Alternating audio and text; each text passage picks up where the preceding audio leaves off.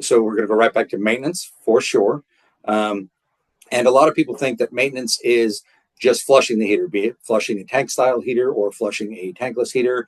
That's part of it, but there's further things that you can do. For example, on tank style heaters, they also have anode rods in them. Those are sacrificial metal rods that are put in the heater so that when the water begins to eat something, before it eats the metal of your tank, it will eat the metal on this anode rod.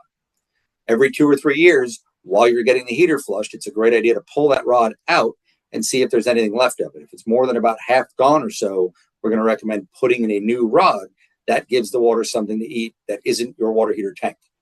If you ignore that rod and all you do is flush your heater every year, 4 or 5 years later, there's no rod left at all. Now the water is going to attack the tank and it's going to make that tank fail even faster.